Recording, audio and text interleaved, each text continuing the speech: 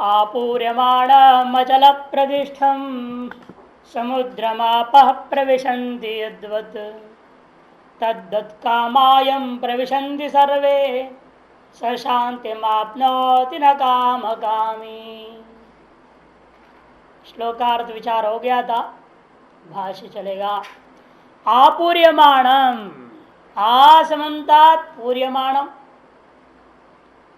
चारों तरफ से लगातार भरता हुआ जा रहा है, भरता हुआ जा रहा है, भरते हुए जा रहा है। किससे? अद्भिः, जल से। आपूर्यमाणम अद्भिः, तथापि अचल प्रतिष्ठा, फिर भी उसकी जो प्रतिष्ठा है, जो मर्यादा है, वह अचल है, चलायमान नहीं होता, विचलित नहीं होता, न बढ़ता न घटता है। समुद्र उतरेगा उतरे रहता है। कभी कभी वो भी गुस्सा हो जाता है, उसको भी गुस्सा आता है वरुण देवता को, तो सुमानी लहर बन जाता है। और कभी कभी इतना अखड़ जाता है, वो उसको कुछ भी होने नहीं देता, अपने ऊपर से कुछ भी नहीं चलने देगा वो। राम जी को तो वे जो है जवाब दे दिया, नहीं हम बनाने देंगे तुमको पुलिया। क्या समझ रहे हो अमर समुद्र को, और उस पर पुल बनाने जा रहे हो?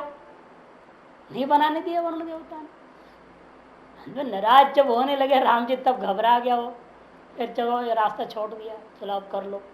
न जो जोर डालते थे पत्थर डूब जाता था, टिकता ही नहीं था। तो इस तरह से वो अपनी मर्यादा में रहना चाहता है। हर व्यक्ति को अभी कर्तव्य है कि अपनी मर्यादा में रहे। वर्ण और आश्रम की जो व्यवस्था दी गई है वो आपकी अपनी मर्यादा है, उसका पालन करना चाहिए, उसका उल्लंघन नहीं होना चाहिए। समुद्रवत, चाहे जितने भी आपूर्यमाणा, पाश्चात्य संस्कृति भी, पाश्चात्य संस्कृति भी पदार्थ आपूर्यमाणों भी मनुष्य को अपनी संस्कृति में मर्यादा प्रतिष्ठित होनी चाहिए। अचल प्रतिष्ठम से ये होना चाहिए। और ये तो केवल हम धर्म दृष्टिया कह दें, स्वरूप दृष्टिया सर्व विषयों के द्वारा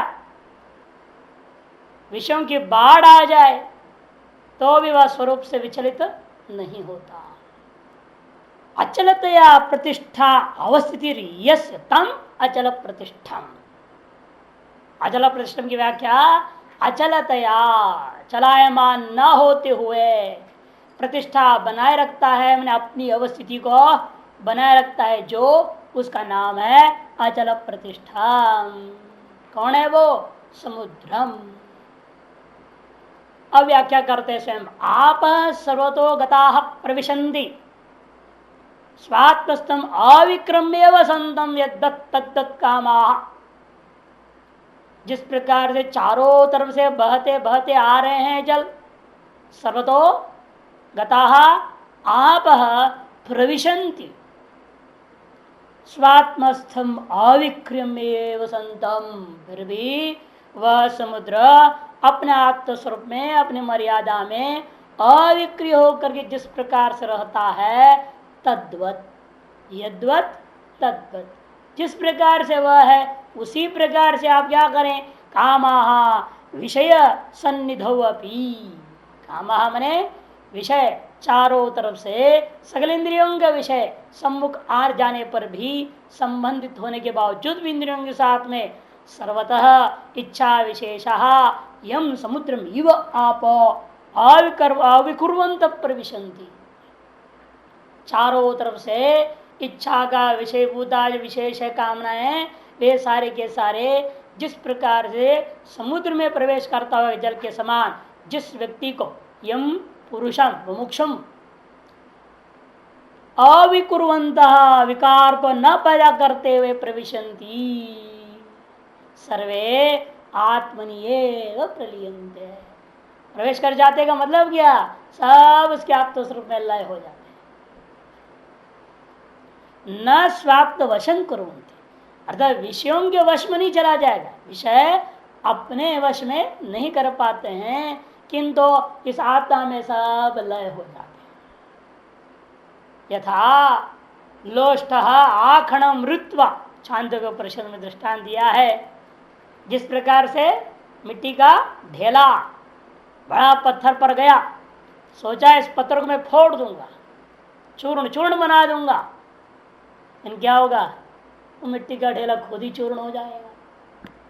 पत्थर को तो टस का मस नहीं होएगा, बल्कि तिलक जैसे वहां थोड़ी सी मिट्टी लग जाएगी, तिलक लग जाता है, बाकी सब बिखर जाता है।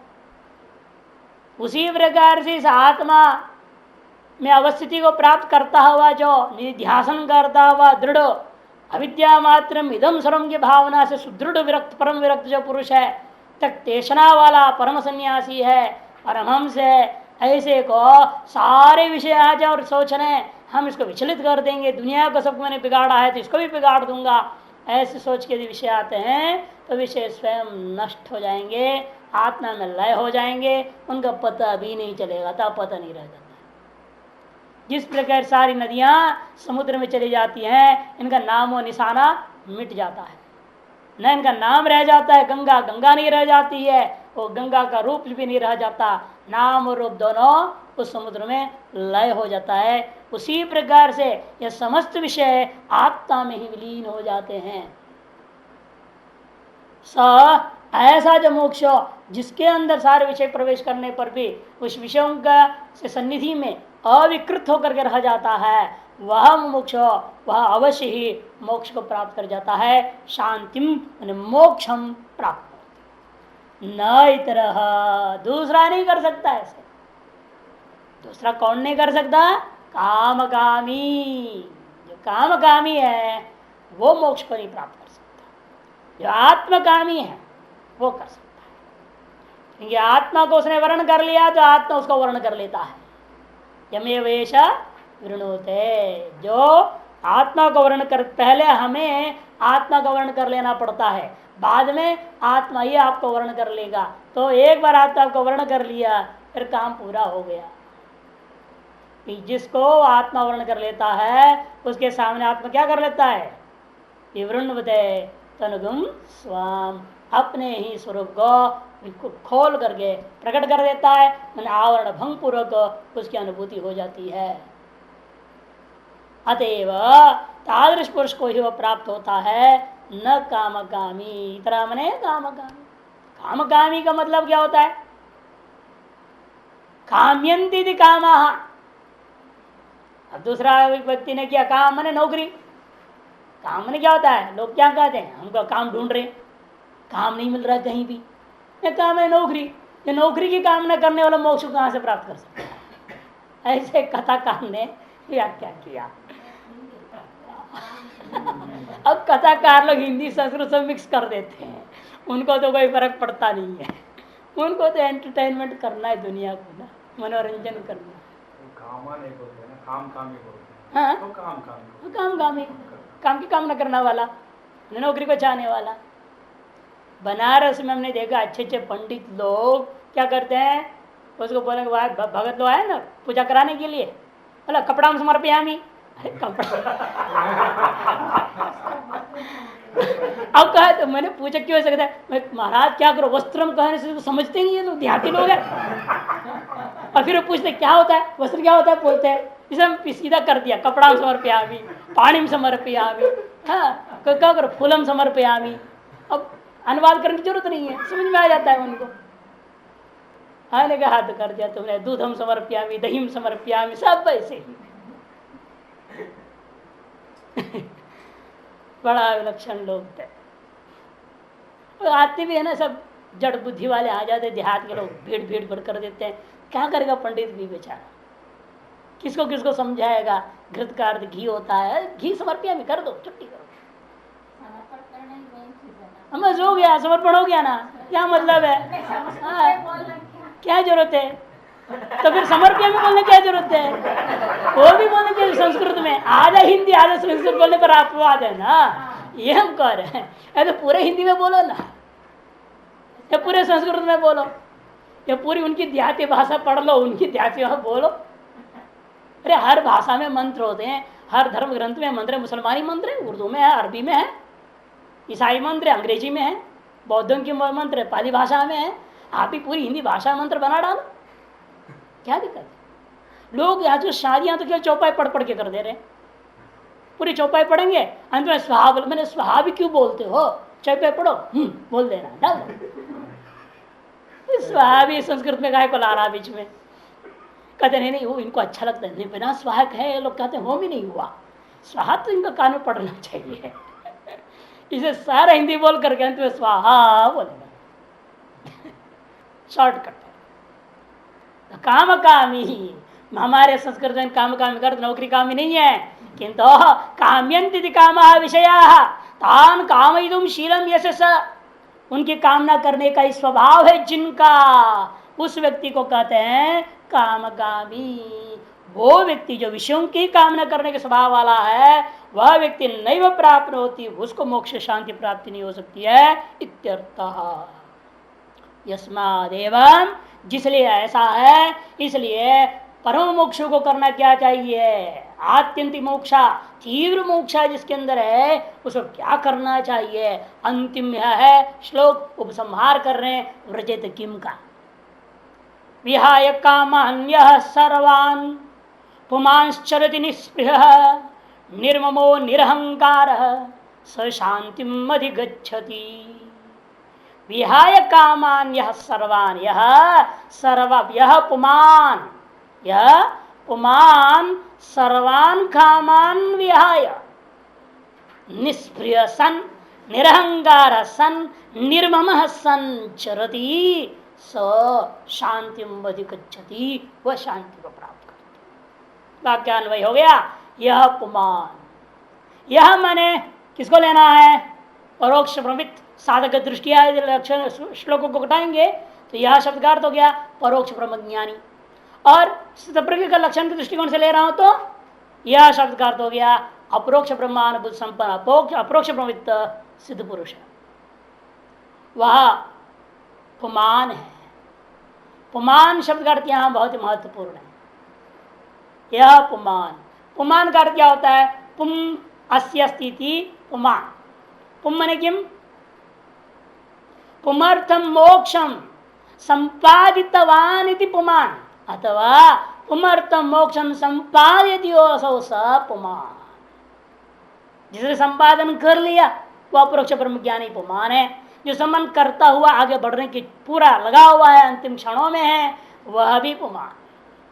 सिद्ध और साधक दोनों दृष्टिकोण से पुमर्थम, पुम मने पुमर्थम, जो पुरुषार्थ है, परम पुरुषार्थ है, क्या है वो, मोक्षम संपादयति, यह संपादितवान सिद्ध पक्ष है, यो असो सपुमान, उपमान है।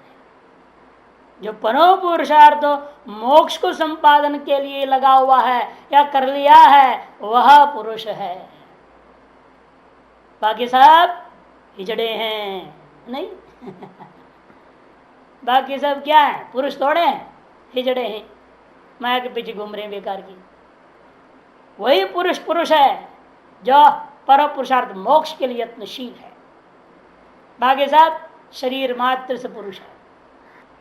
और कैसे है, सर्वान कामान विहाय, सकल कामनाओं को त्याग करके।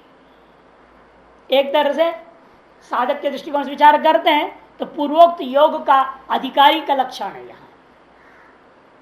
क्योंकि पहले कहा गया था मैं तुमको सांख्य बुद्धि कह दिया हूं, इससे आगे योग बुद्धि कहने जा रहा हूं।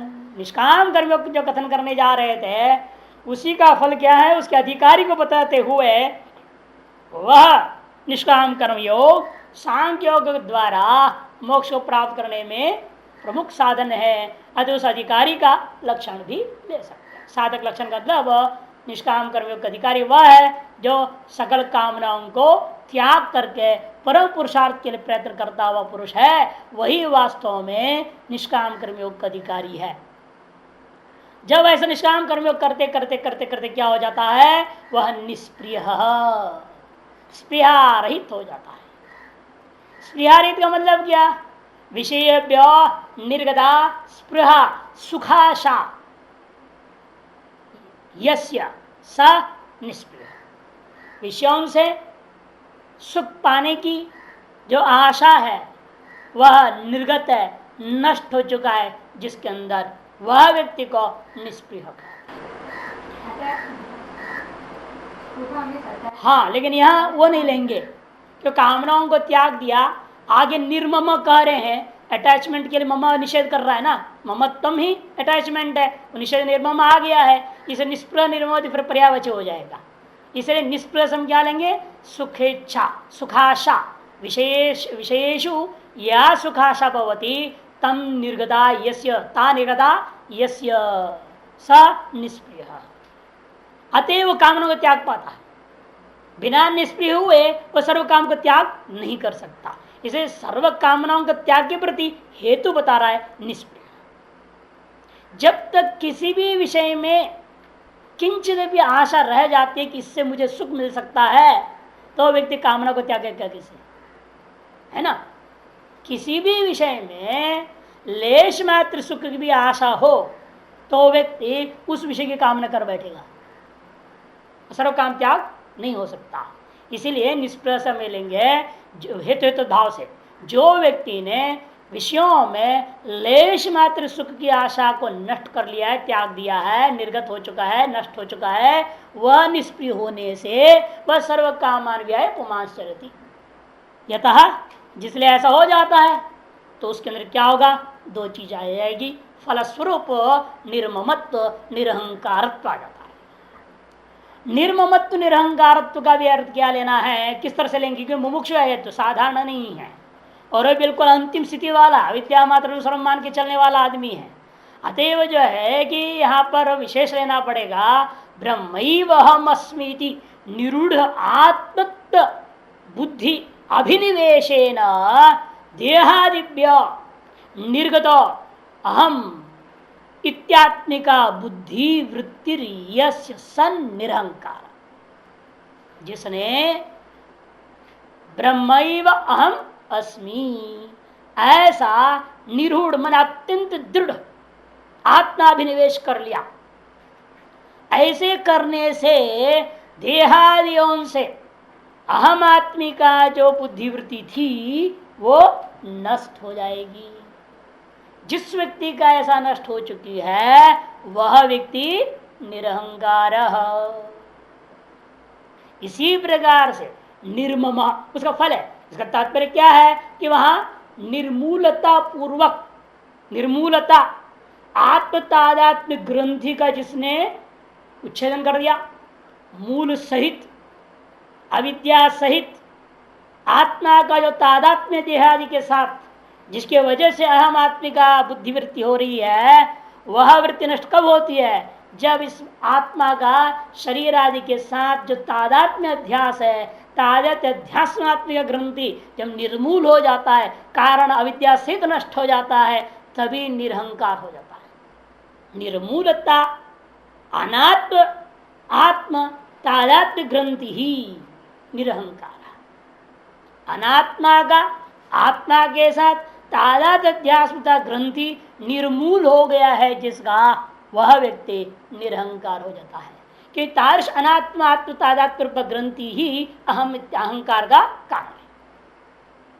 अहंकार मूढ़ात्मा कर्ता मिति मन्यते।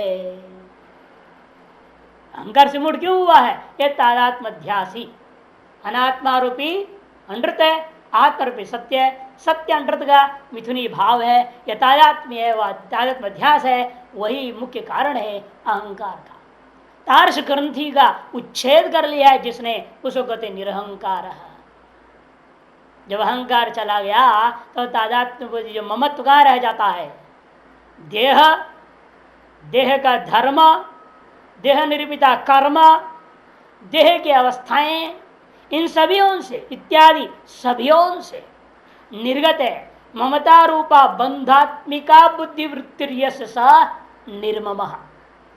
देह तद्धर्म तन्निरूपित कर्म तदवस्थादिभ्यो निर्गतो ममता रूप बंधात्मिका बुद्धिवृत्ति स निर्मम।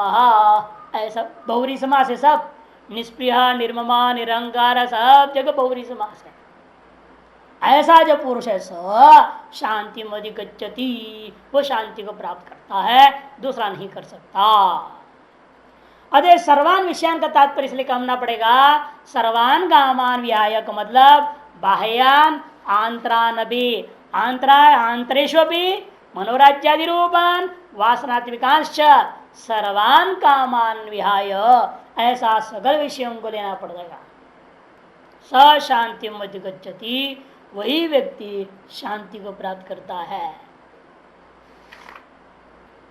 क्योंकि नई दृष्टो दृष्टि प्रलोभ विद्यते, उससे सुदृढ़ हो गया उसकी बुद्धि। दृष्टा का दृष्टि जो विप्रलोप नहीं होता, उसमें जब दृढ़ हो जाता है तो वहां पर क्या हो गया था, तत्र अन्य कहां पर होता है व्यक्ति जो अनुभव करता है, तो यत्र वा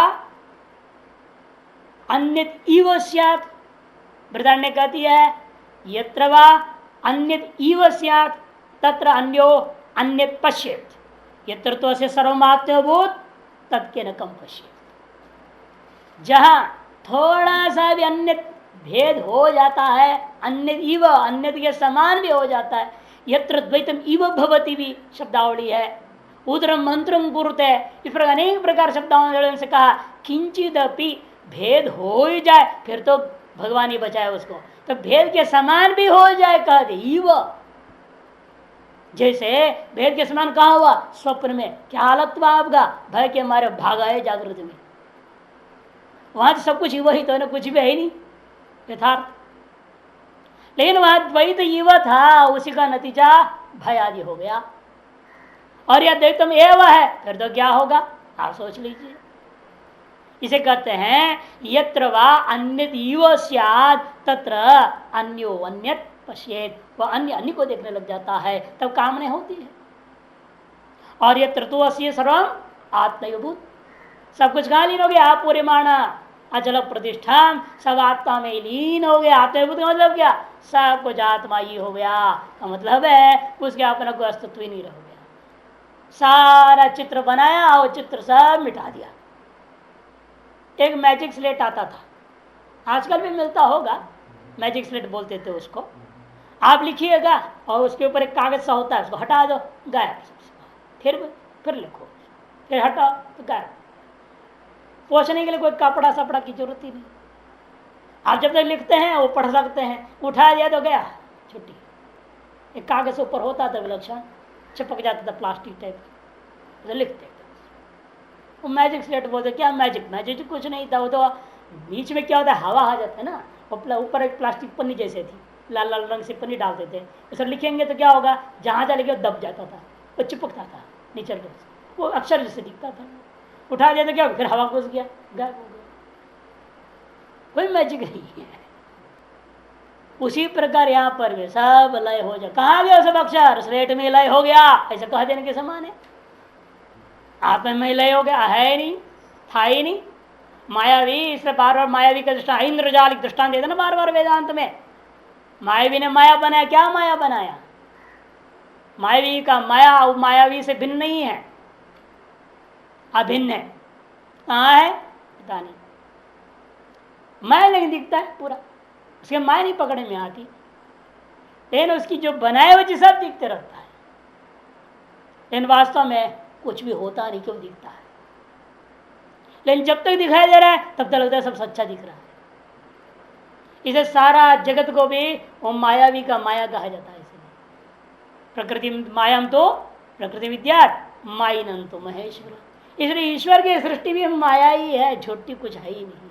हम लोग को दिखता और हम सत्य मान रहे हैं, उसे व्यावहारिक सत्यता भी डाल दिया, कल मान भी लिया व्यावहारिक सत्य। ईश्वर ने सृष्टि बनाया भी मान लिया, अरे ईश्वर का स्वप्न है, स्वप्न में आप है, ऐसे भी नहीं मानते। जैसे आपके स्वप्न में आप किसी और अपने दोस्त को बना लिया ना, नहीं बनाते हो, गाड़ी घोड़ा सब बना देते, दोस्तों को बनाते हो, माँ बाप को बना लेते हो, सबको बना लेते हो स्वप्न में आप, क्या नहीं बना लेते हैं आप। मान लिया आपने सन्यासी को भी बना लिया एक मिनट के लिए, आपने अपने स्वप्न में एक सन्यासी को बना लिया, गुरु को नहीं बना, वो सब लफड़ा है, वो गुरु भी लफड़ा ही है। कोई ऐसे ब्रह्मज्ञानी सन्यासी कल्पना कर लिया आपने स्वप्न में, वो ब्रह्मज्ञानी है, ब्रह्मज्ञानी है वो, उसको ब्रह्मज्ञान होने के नाते वो क्या देख रहा है? वो सारा आपका स्वप्न के पदार्थ, आप स्वप्न कर्ता को भी उसके दृष्टि में क्या है?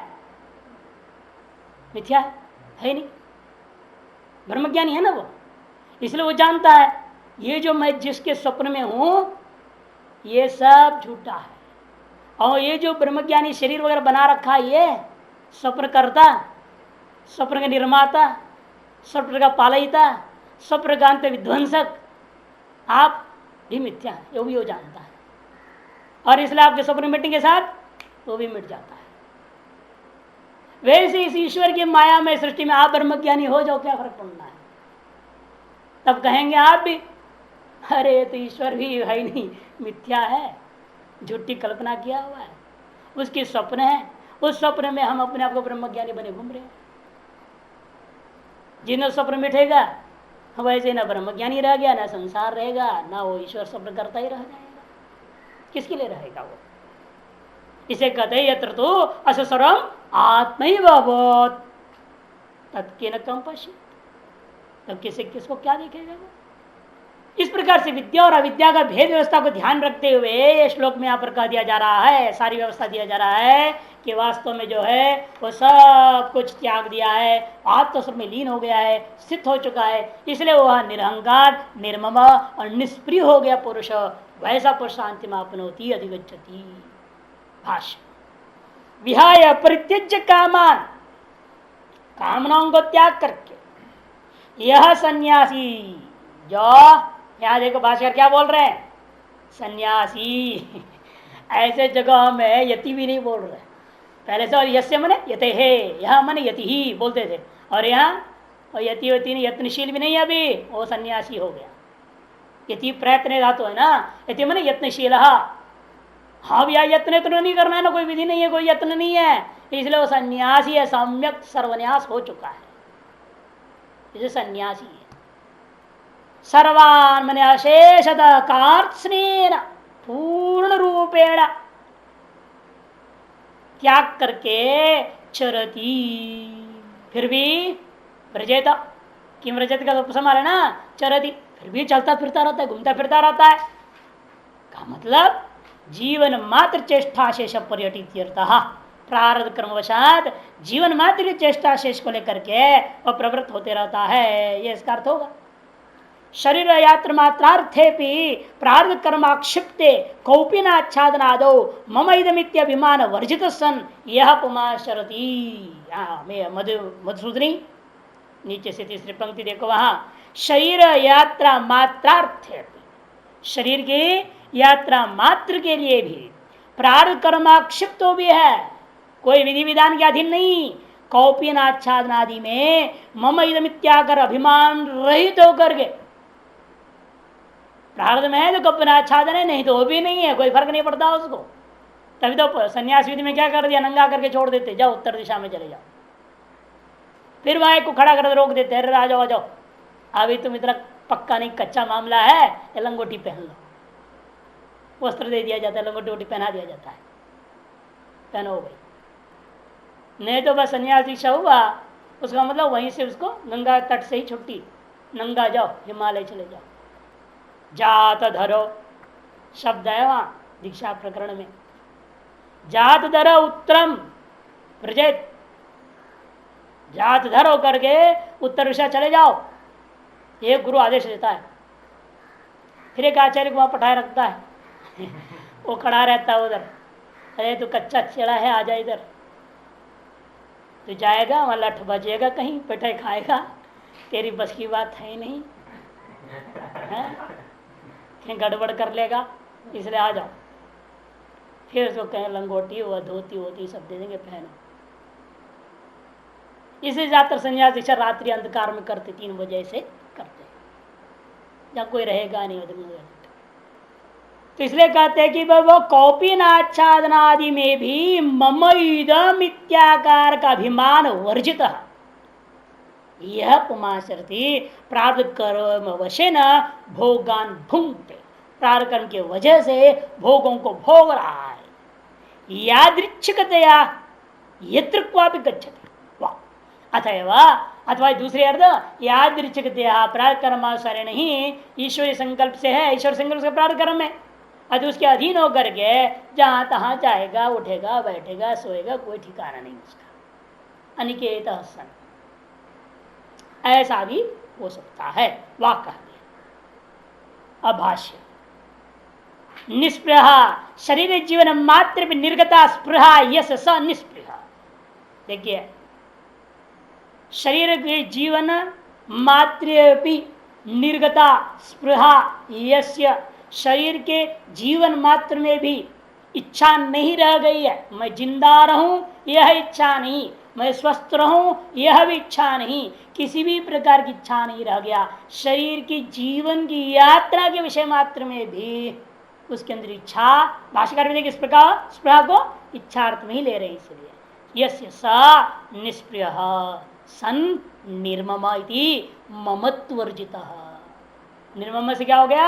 ममत्व रहित हो गया। अतएव कौन ऐसा हो सकता है जिस व्यक्ति में शरीर आदि में ममत्व नहीं है, वही तो रहेगा ऐसे, शरीर की यात्रा भी से भी उसको कोई परवाह नहीं है। एक तरीका से सन्यासी का डेफिनेशन है। बिल्कुल ऐसा ही होना चाहिए सन्यासी को, अधिकारी को, बिल्कुल नो डाउट। प्रारक्रम की वजह, लेकिन समस्या यह होती है प्रारक्रम निर्णय कौन करेगा? आप निर्णय ले लेते हो क्या अमुक सन्यास का प्रारक्रम वैसा है, ऐसा नहीं है। जो जैसा रह रहा है वो वैसा उसका प्रारक्रम है, ये मानना है, और कोई रास्ता नहीं है। वो जो तर्क देगा हमारा प्रारक्रम ऐसा ही है, तुम क्या जाने? आप निर्णय तो नहीं कर सकते ना। उसकी प्रारक्रम में हवाई जहाज में उड़ रहा है, हम क्या करो? हवाई जहाज में योग सिखा रहा है, अरे धरती पर हॉल नहीं बना सकता, ओ हवाई जहाज में योग सिखाएगा, मेडिटेशन सिखाएगा, समाधि लगवाएगा। हाँ? यहाँ समाधि थोड़ी लगेगा धरती पर, हाँ आकाश में लटके हुए होगा,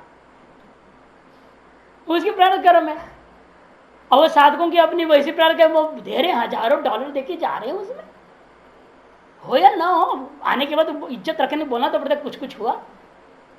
अपने आश्रम में आते थे क्रिया योग वगैरह सीखने के लिए, सारे गृहस्थी भोगी सब आ जाते थे। मैं उनसे पूछता था क्या हुआ, एक हफ्ता क्रिया योग किया, क्या हुआ? अरे कुंडली जागरण हो गया। कुंडली जागरण हो गया, इतना हंसी आती थी। कुंडली जागरण पता है तेरे को कुंडली जागरण होता क्या होता है? हो भी जाएगा तो तुम्हारी क्या दशा हो जाएगी मालूम है तेरे को? नहीं, कुछ कुछ बहुत बढ़िया लगा।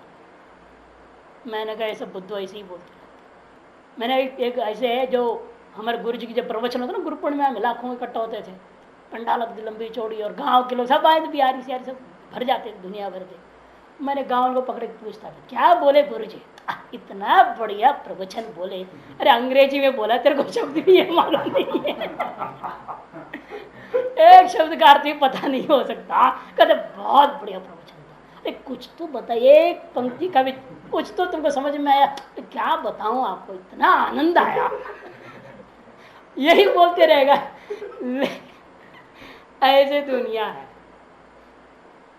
अक्ल में कुछ जग गया नहीं, कहने के लिए बहुत बढ़िया है।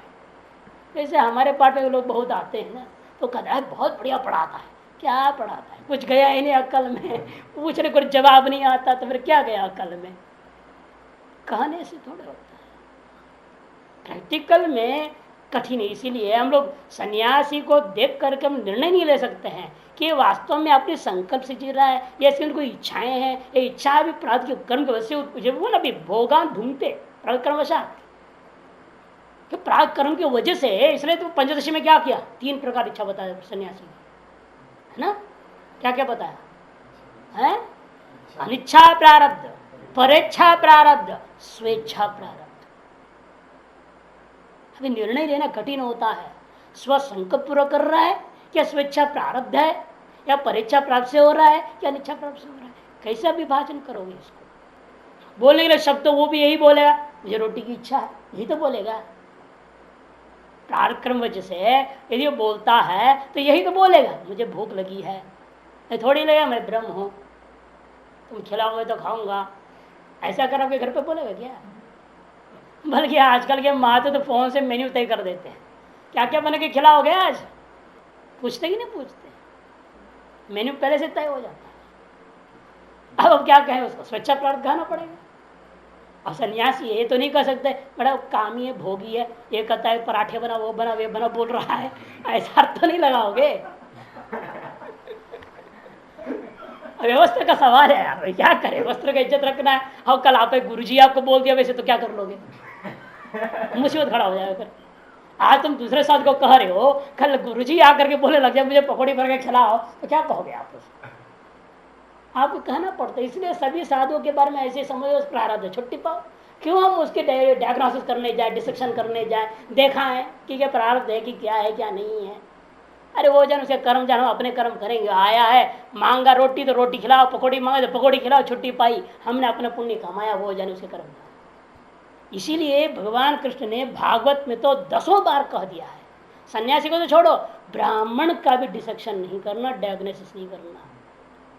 चाहे 10 रुपये के मस्त पड़ा है तो उसकी आरती उतारना, तिलक लगाना, भगवान ने कहा। कोई for example, that's an example, any desire, कोई भी इच्छा। हाँ, कार्श्रेय ने बोला है ना, सन्यासी और कार्श्रेय ने सर्वान अशेषता बोल रहा है ना। एक दृष्टांत सामान्य रूप में व्यवहार में जो देखने को मिलता है, इसे उसी को दृष्टांत लिया हमने। वैसे सारी चीजों के विषय में सब भाई प्रारकर्म वैसे से शरीर के लिए कपड़ा का टुकड़ा चाहिए। यह कि भाई उसमें भी अब ये नहीं कह पाते ना कि वह कोई महात्मा एसी में सो रहा है, कोई महात्मा जंगल पे सो रहा है, अब उसको क्या व्यवस्था करोगे? अब ऐसी गायब हो, बिजली गई तो क्या करो, जनरेटर चलाओ बोलेगा, वो बड़ा जनरेटर लगा दिया है, क्या करेंगे? अब उसकी प्रारंभ समझना पड़ेगा। जैसे हम बोलते हैं कि ये तो अब महात्मा को देखते हुए एसी नॉन एसी की बात, कुत्तों का हाल है। ऐसे ऐसे कुत्ते हैं जो एसी में रहते हैं। एक कभी कुछ साल पहले, अभी कुछ साल पहले घटना हुई, इटली का घटना। एक आदमी, कोई बच्चे नहीं थे, तो कुत्ते पाला हो, 1 से 2, 2 से 300, 7 कुत्ते हो गए। आस पड़ोस वाले सब कंप्लेंट कर दे पुलिस को, भो भो भो करते रहते दिन भर, कोई ना कोई भोगते रहता है, बड़ा परेशान है मोहल्ला पूरा। तो क्या करें? अब पुलिस ने उसको क्या करते, जानवर तो चिल्लाएंगे, क्या कर सकते हैं? तो नहीं गए वो लोग, सब कमेटी बना के कोर्ट में केस कर दिया, इनको निकाला जाए मोहल्ले से, इनको भेज दो ऐसे कोई जगह जंगल के किनारे, यहाँ रहने लायक नहीं है परिवार। और क्या करे वो, बिजनेस धंधा सब है, बहुत बड़ा आदमी था बिजनेसमैन। उसने क्या किया, फिर 7 कमरा बनाया अलग, ऊपर मंजिल, 2 मंजिल, 7 कमरे का पूरा एसी, कहीं से साउंड बाहर ना जाए, साउंड प्रूफ बिल्डिंग बना दिया। और उसमें सबको एक एक कमरे के कुत्तों को दे दिया। अब बताओ, और यहाँ हमारे गलियों में धूप में घूम रहे कुत्ते, उनके प्रार्थ कहना पड़ेगा, एसी में रह रहे। कहीं यहाँ सेठों के घरों में भी देखो, सेठों के गोद में बैठे हो, सेठ खिला रहा है, और आप जाएंगे ले जाओ आगे जाओ, आगे जाओ, या नहीं है, भगा देता है महात्मा को भी। हाँ, कुत्ते का भाग्य, सेठ की गोदे बैठ के खा रहा। तो जैसे पशुओं में है वैसे इनमें भी है, सबका प्रारब्ध कर्म ही चलता है अधिकतर। इसे सामान्य जल रोटी कपड़ा मकान जो कहा दिया गया है, प्रारब्ध कर्म वजह से ही मिलता है, प्रारब्ध कर्म से अधिक नहीं, भाग्य से ज्यादा नहीं, समय से पहले नहीं। ये शिव जी की कहानी आता है ना पुराण में। एक बार शिव जी पार्वती जा रहे थे, बड़े भक्त थे, एक परिवार शिव जी के परम भक्त, बड़े दुखी और गरीब और परेशान थे। तो पार्वती कही, भोले महादेव अब क्यों ऐसे निर्दयी हो रहे हो, थोड़ी इस पर कृपा कर दो। तो कह दो जो कहोगी वो मैं कर दूंगा इनके लिए। तो पार्वती जाके पूछी उनसे, वे तो बनना क्या, तुमको क्या चाहिए? तो वो पत्नी बोली, भिख मंगे परिवार थे, पत्नी बोली, मैंने सुना इंद्राणी बड़ा मस्त रहती है, बड़ा भोग विलास के साथ, मुझे इंद्राणी बना दो। तो उन्होंने कहा ठीक है। महादेव ने तथास्तु गया, तुरंत चला गया, इंद्राणी हो गई। आओ भिख मंगा से नंबर आया, तुम क्या चाहते हो भाई? जब वो इंद्राणी बन गए तो मुझे इंद्र बना दो। तथास्तु। इन लोग कल्पना कर दे, शिव जी ने फट दोनों इंद्र इंद्राणी बना के वहां छोड़ दिया। अब बच्चे माँ बाप दोनों गायब हो गए थे, बच्चे चिल्लाने लग गए। पार्वती पूछो अब तू संभाला, क्या करे, वो तो गए दोनों, अब तू संभालना पड़ेगा। अरे मैं क्यों संभालू, इनको भी वहीं भेज दो। तथास्तु, वो भी वहीं चले गए। अब वो स्पेशल इंद्रलोक बन गया डुप्लीकेट, और उसमें सारा परिवार रह रहा है। तो चलते चलते जो है फिर धीरे से शिवजी जो है पार्वती को उस डुप्लीकेट इंद्रलोक में ले गए।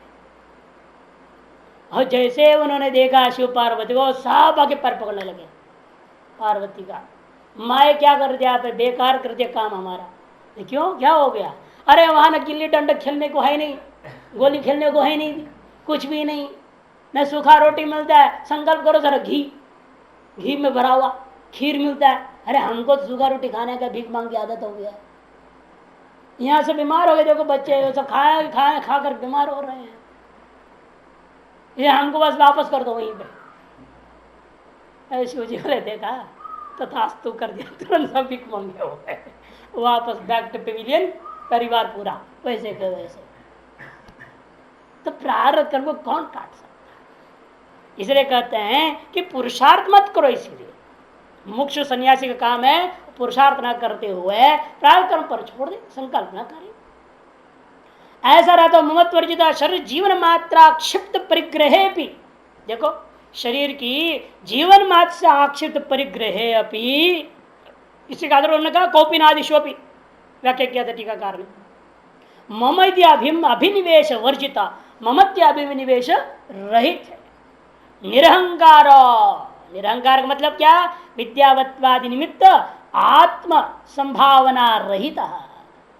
विद्यावत्वादि निमित्त अपने अंदर जो अभिमान की संभावना है, मैं बहुत बड़े विद्वान हो, ज्ञानी हो, श्रोत्र ब्रह्मनिष्ठ हो, ब्रह्मज्ञानी, यह जो अहंकार होता है वो से रहित होना, यह कठिन काम है। ये महात्माओं में थोड़ा देखने को मिल जाता है कभी कभी अहंकार जो है, वो भी प्रारब्ध कम समझ कर हम लोग किनारा हो जाते, क्या करें, ठीक है बड़े हैं, समर्थ दोष न गोसाई, तुलसीदास जी ने कहा ना, जो समर्थ होते हैं उनको कोई दोष नहीं होता है। वो ब्रह्मज्ञानी है, उनके अंदर क्षुद्र अहंकार कुछ दिखाई दे रहा है तो भी प्रारब्ध कर्म मान के छोड़ देना, उपेक्षा कर देना। तर्स अभिमान रहित होना चाहिए। स एवं भूत स्थित प्रज्ञा ब्रह्मविद, ऐसा जो इस प्रकार का है वह स्थित प्रज्ञ है, वह ब्रह्मविद है, वह शांतिम सर्व संसार दुखो परमत्व लक्षणाम निर्वाणाख्याम अधिगच्छति प्राप्त होती ब्रह्मभूतो भवती इत्यर्थः। सर्व संसार दुखो परम रूपा, जिसका नाम निर्गतो वाणम गमनागमनादिगम, वाह गतिगंतनयो, निर्गतम वाणम मने गमनागमनादि रूपा, संसारम गमनागमनादि रूपा संसार है, पुनर्जन्म पुनरपि मरणम, गमनागमनादिकम यश स निर्वाणम तादृशम निर्वाणाज्ञम अधिगच्छति प्राप्नोति इत्यर्थः। ब्रह्मभूतो भवति, ब्रह्म सन्निधानी ब्रह्मभूतो भवति। जो अब तक ब्रह्म था, अपने आप को अब्रह्म मान रहा था और अब ब्रह्म ही हो जाता है।